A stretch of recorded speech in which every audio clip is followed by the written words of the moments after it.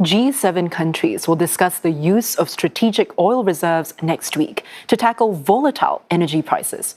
The French finance ministry is saying that the group will review the situation in the Gulf, with the US-Israeli war on Iran now in its second week. And for more, Nick Harper covers this story for CNA live from Washington, D.C. So Nick, what can we expect from this upcoming G7 meeting? Well, as we heard from Roland just a moment ago, it's really a case of looking at what the options are. Every country around the world is trying to look to the Middle East, try and work out how long all of that might last, and therefore what the impact is on their individual countries and the oil reserves that they currently have in place. So the G7 finance ministers meeting to discuss this. The International Energy Agency, we're also told, will be taking part to try and look at the wider perspective. The G7 countries, including Japan, really trying to work out what the possible options are at their disposal. And one of those is releasing the strategic oil reserves. Now, that is an emergency reserve of oil that the G7 countries have access to, that they're able to trigger the release of if they feel that the situation warrants it. And with those oil prices spiking, with the price at petrol pumps around the world increasing, there is significant concern that now might be the time to activate that emergency button. The Financial Times is reporting that 3 out of the 7 G7 countries support the idea of releasing the strategic reserves.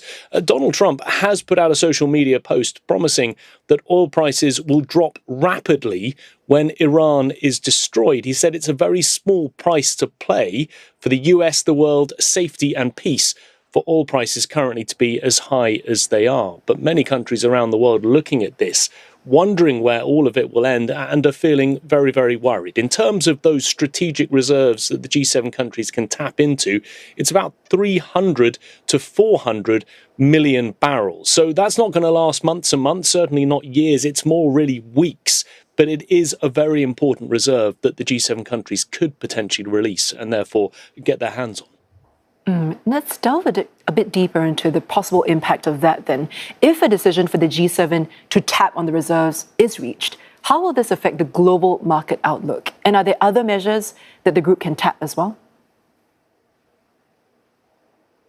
Well, I think it would be a case of everyone around the world breathing a sigh of relief, because if they decide to release those emergency reserves, what we could hopefully see is the price of oil dropping dramatically as everyone feels that the pressure, at least for now, has been eased a little bit. It will increase that supply, so therefore prices should in theory drop. But really it's a question of how long the conflict in Iran is going to last. That is a huge unknown at this time. The longer it lasts, the more of a pressure that puts on oil distribution around the world, and therefore oil prices will be driven up. There are a few other options, especially that individual countries can take. For example, here in the US, the Democrats are urging Donald Trump to sell from the strategic petroleum reserve here in the US. It's something that Japan is also looking into, preparing to release part of its national oil reserve storage.